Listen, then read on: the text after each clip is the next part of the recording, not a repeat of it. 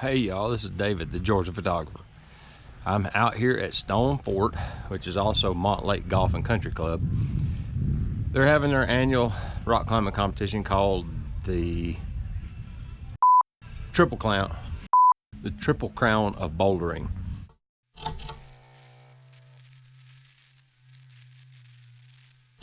This is one of 3 locations in the South that this occurs at.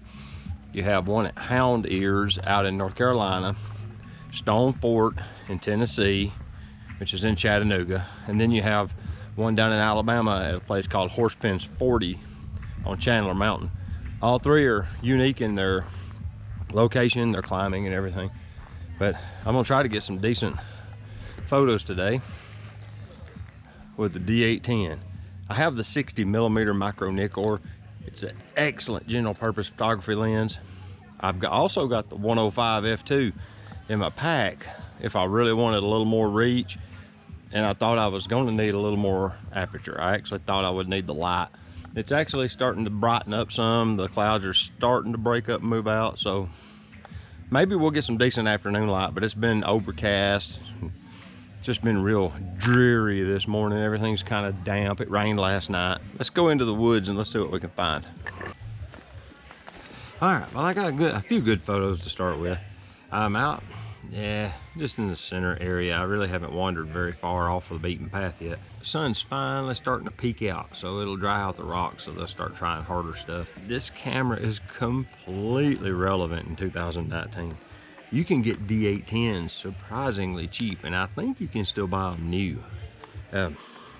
This one is a few years old, but it works perfectly. It's a great machine. The premise of today's video is more about getting out and photographing something that interests you. If if you're just out just taking pictures, yeah, you're practicing photography technically, but if you're photographing something you enjoy, I can interact with the climber some, get to know them a little bit. So now I'm going to walk my way over to the back side and try to get into the back corner area past, there's a really mean climb called the Shield. I'm going to try to get over there and see if I can catch somebody doing it. All right, so let's go.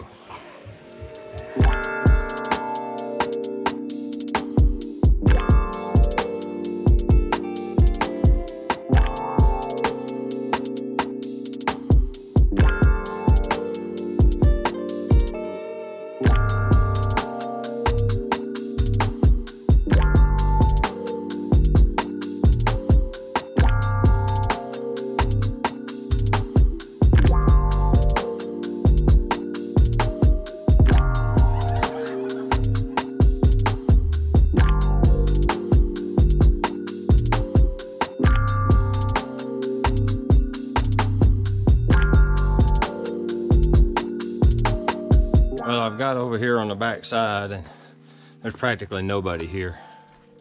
I'm going around the corner to see if there's anybody over here near Cyclops and Mono Doit. See if there's anybody back here at all.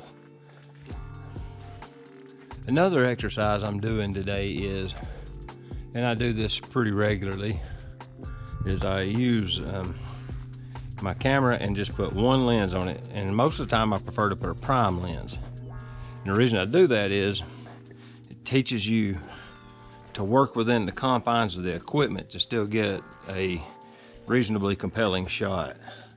If you run zoom lenses all the time, yeah, they're convenient. That's kind of the reason they exist. But if you grow to rely on them, what'll happen is you'll start carrying a bag full of heavy zooms. And over time, what that turns into is you don't take your camera because it weighs too much, because zoom lenses are usually heavy. I'm running the battery grip on this, and that makes it a little bit bigger than it would normally be, and it gives me vertical oriented shutter release, but mainly just for the battery capacity, because I'm running 2 batteries in this camera. That way I don't have to worry about them all day long. 60mm, as you can see, is a fairly compact system. And what that means is I got to zoom with my feet. If you haven't shot primes very much, then you learn pretty quick. You need to fill the frame with your subject. You need to get closer or further away depending on what kind of story you're wanting to tell. And it just compels you to get into the scene a little more rather than just stopping rack in the zoom till you like the filled frame, and then just fire in the shutter. That is fine. There's nothing really wrong with that. It doesn't make you work creatively, if that makes sense at all. You're not forced to work within creative bounds, so you're not really exercising anything. That makes sense. I've ran into Gaston. He's a Black Diamond rep, and he's got his Minolta like SRT 202 film camera out here today. He is also running his XT20 and getting some digitals, but he's shooting some film today. I didn't bring a film camera today. I just brought the D810. I do have my XT3 in the truck in case something went wrong. I did have a spare camera, but I didn't bring it out here with me.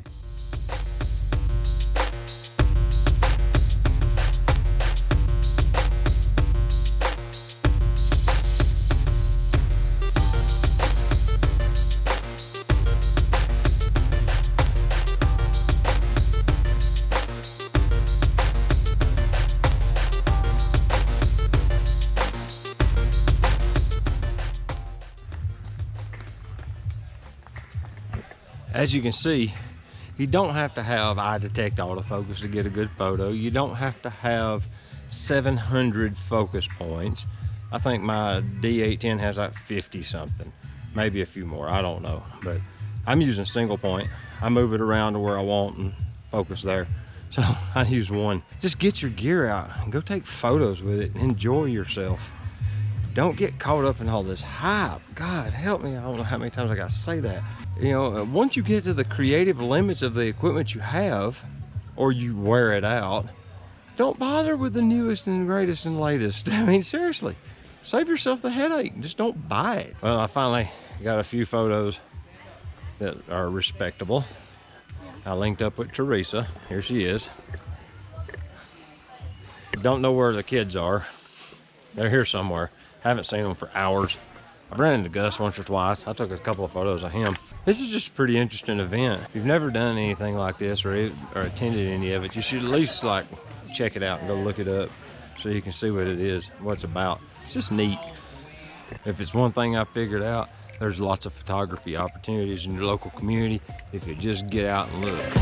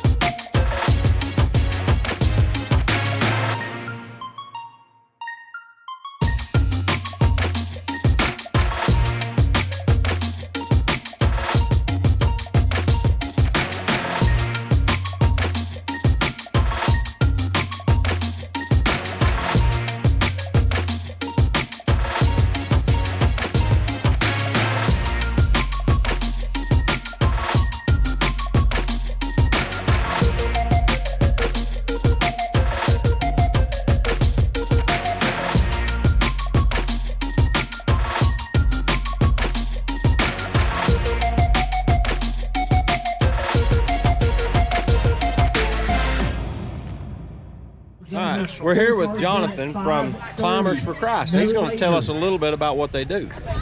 So we're an organization that's all over the country, actually even internationally some. And so we're at climbing events like the Triple Crown and festivals. We'll serve breakfast. We do the pancake breakfast actually at Rocktoberfest every year, Sunday morning. And then we'll try to share the love of Christ with climbers, and we do gear giveaways. We've just recently in the last year kind of changed our branding, our logo and things like that, but the idea is we're just trying to get out and help the climbing community however we can. That's pretty awesome. I'm glad I got to meet you. Yeah, this is sweet. Pleasure. Thank you. Yeah. That'll go in the blog. One of the highlights of Triple Crown is the arm wrestling contest.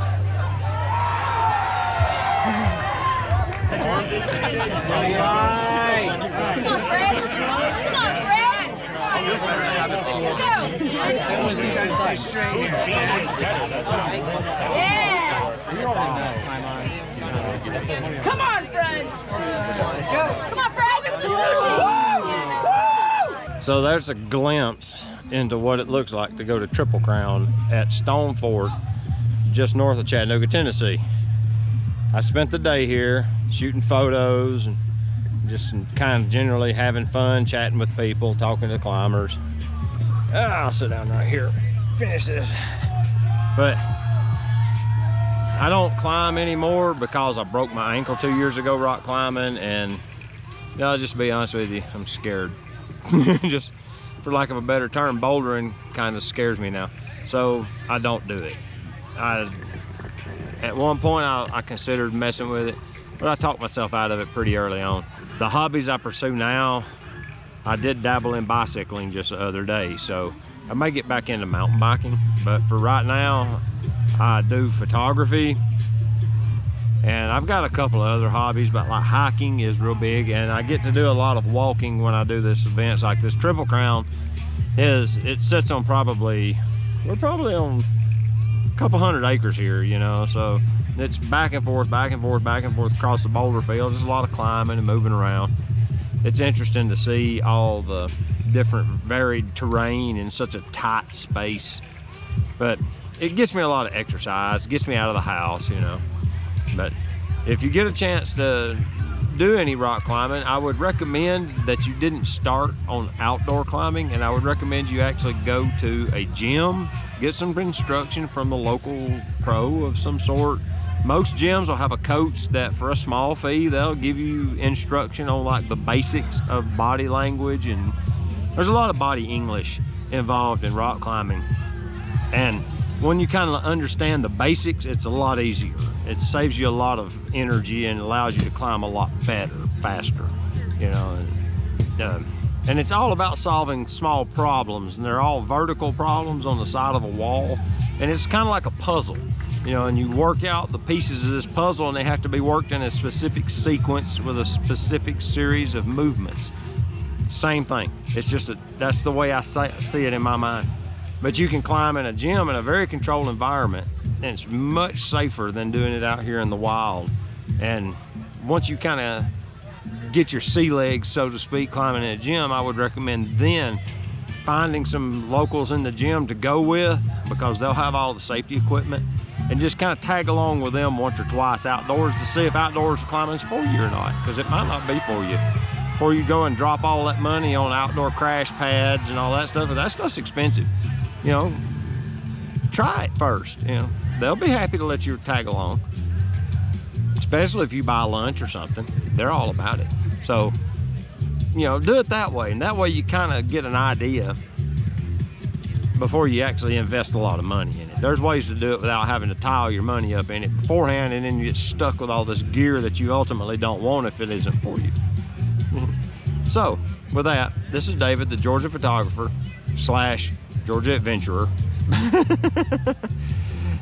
saying I appreciate you watching, and if you stuck around to this point in the video, reach down there and hit that subscribe button, and you'll see more videos from me as I post them. And I'd really appreciate that thumbs up button, and the bell's there if you want notifications turned on.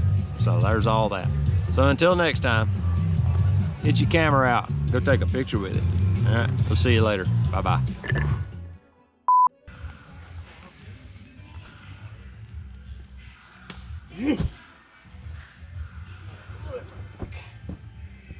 Oh, that was it.